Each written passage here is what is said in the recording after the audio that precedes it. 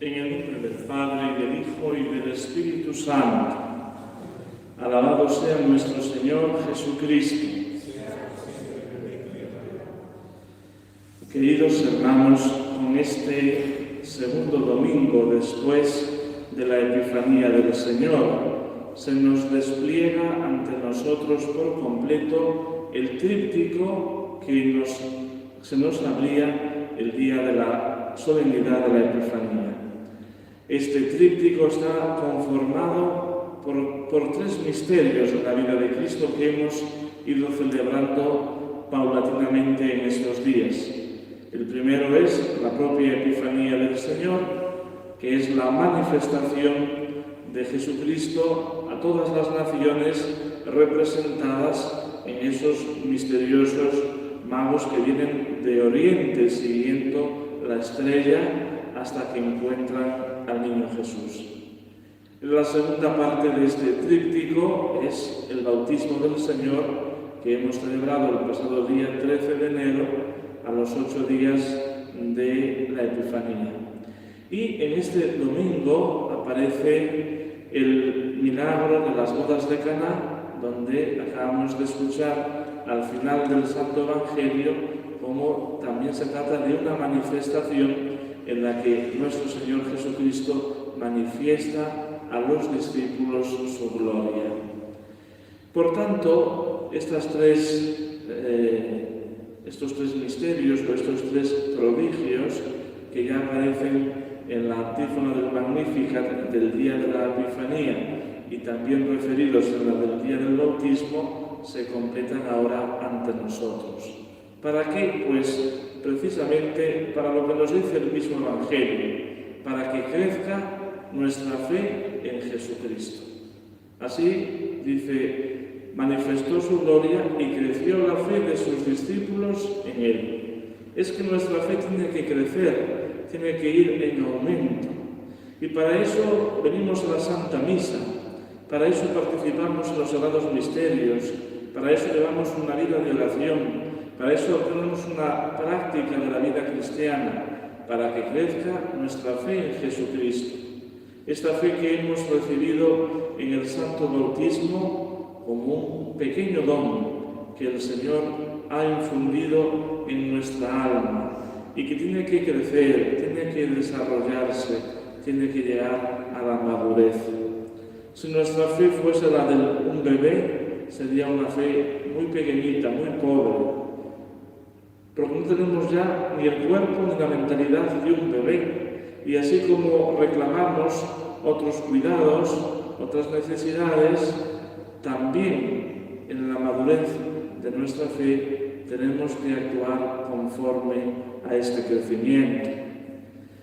Estos misterios que contemplamos no es solamente una visión de una etapa de la vida de nuestro Señor.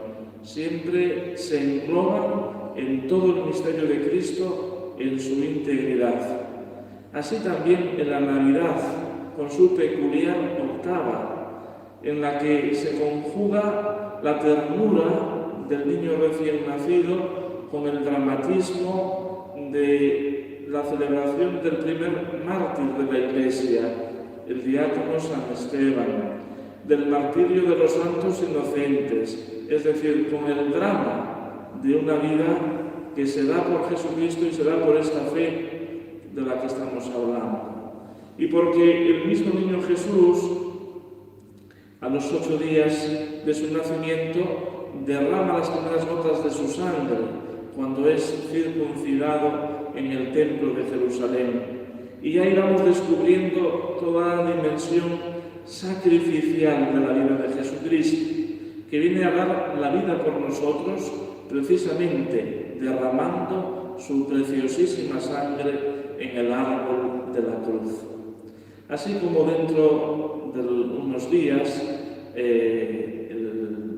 celebraremos a los 40 días del nacimiento el misterio de la presentación del niño Jesús en el templo, y también se conjuga con las palabras proféticas del anciano Simeón esa realidad redentora del Hijo de Dios que será como signo de contradicción, como bandera discutida, y donde se anuncia ya proféticamente como una espada de dolor traspasará el alma purísima de la Virgen Santísima, pues en este misterio que hoy conmemoramos de las bodas de Caná, vislumbramos también el final del camino. Estamos hablando del comienzo de la vida pública de Jesús. Y así, al final de ese camino que culmina con el misterio pascual de su pasión, muerte y resurrección, ya hoy se nos anuncia. Primero porque estamos hablando de un contexto nupcial. ¿Qué pinta Jesús en una boda? Pues pinta mucho, porque precisamente el tema de las bodas está muy presente en la revelación, tanto en el Antiguo Testamento como en el Nuevo. Y precisamente porque el mismo Jesús se nos va a identificar él mismo con el esposo. Cuando aquella comitiva le preguntan ¿por qué tus discípulos no ayunan? Cuando sí lo hacen los discípulos de los fariseos y los discípulos de San Juan Bautista. Y el Señor responde, porque mientras el esposo está con ellos, no ayunan.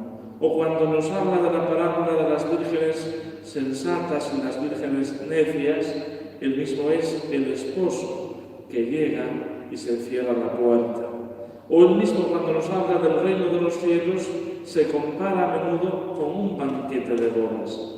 Por eso encajamos perfectamente al Señor en este contexto nupcial, porque Él viene a desposarse con la Iglesia, viene a desposarse con la humanidad redimida, formando una alianza nueva y eterna, mediante la entrega de su vida en la cruz. Esa es la manifestación del amor nupcial de Cristo esposo, que se entrega, que se da por nosotros hasta la oblación total, hasta la última consecuencia. Y precisamente todos los personajes y elementos que se nos narran en este milagro de las bodas de Caná tienen también una profunda carga simbólica. Hay una referencia al Antiguo Testamento, representada en esas 6 tinajas de piedra, que son pues símbolo de la práctica ritual que tenían los judíos. Eran destinadas a las purificaciones o abluciones que ritualmente los judíos hacían para poder participar en una comida, en un banquete, como todavía mantienen esta tradición en Israel. Cuando uno pues tiene que ir a un hotel o así, entra en un baño y dice, y todos estos vasos y jarras que hay aquí, precisamente son para esos elementos de purificación de los cuales ellos se sirven. Pero hace referencia al Antiguo Testamento porque esa purificación que a menudo se tenía en el Antiguo Testamento era siempre repetitiva porque nunca era suficiente.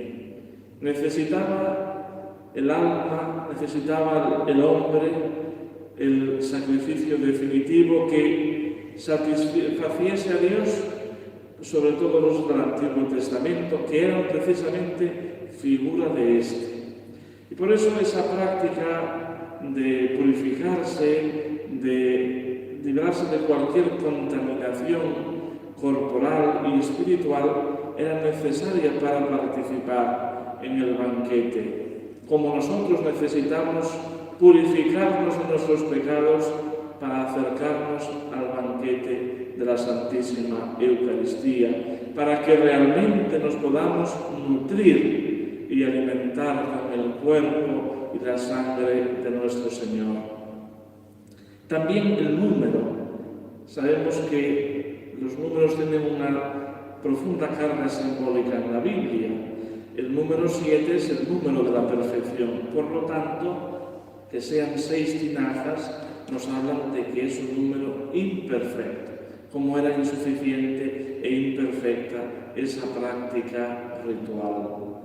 La figura del maestresala, que está en ese lugar desempeñando una tarea importante, lo que hoy podríamos entender como el jefe de sala, el maître, que tiene no solamente la misión de dirigir que todo vaya con orden en el servicio a los comensales, sino incluso también tenía la misión de pregustar o de catar lo que allí se servía, principalmente porque si era de una persona importante, tenía que ver si lo que se daba podía estar envenenado y arriesgaba su propia vida, pero que no estuviera en malas condiciones o dañado. En una boda, un banquete, en una fiesta en la que la alegría tenía que estar asegurada, tenía una responsabilidad muy grande. Pero también es figura del Antiguo Testamento, por la razón de que él no es capaz de reconocer a aquel que ha puesto ese vino nuevo. Y por eso se dirige al novio diciéndole: has dejado el vino nuevo para el final, el vino mejor para el final. Realmente el que había puesto ese vino nuevo no era el novio de la boda, sino el esposo Jesucristo nuestro Señor. Y la figura que más destaca ya desde el comienzo del Santo Evangelio es la de la Santísima Virgen. Y la Madre de Jesús estaba allí. Y nuevamente la Madre de Jesús interviene para decirle a su Hijo que ha faltado un ingrediente muy importante, también muy presente en los Evangelios y en distintas partes de la Biblia: el vino como símbolo de la alegría, de la convivencia, de la felicidad. Este vino que es carente en esa fiesta puede frustrar el evento. Y por tanto la Virgen Santísima quiere que su Hijo intervenga. Todavía nuestro Señor no ha hecho ningún milagro públicamente. Nos lo dice el propio evangelista al final. Va a ser el primero de sus signos. Y sin embargo la Virgen Santísima, que en todo momento reconoce a su Hijo Jesús como el Hijo de Dios, y una prueba de su divinidad es que puede realizar el prodigio, le suplica, intercede para que ponga remedio a aquello que puede echar por tierra la alegría y la fiesta. Y por eso nos lleva otra vez al Calvario, porque ¿qué hijo se dirige a su madre llamándole mujer? Pues nuestro Señor Jesucristo, como se dirigirá también a ella cuando nos la entregue por madre en el árbol de la cruz.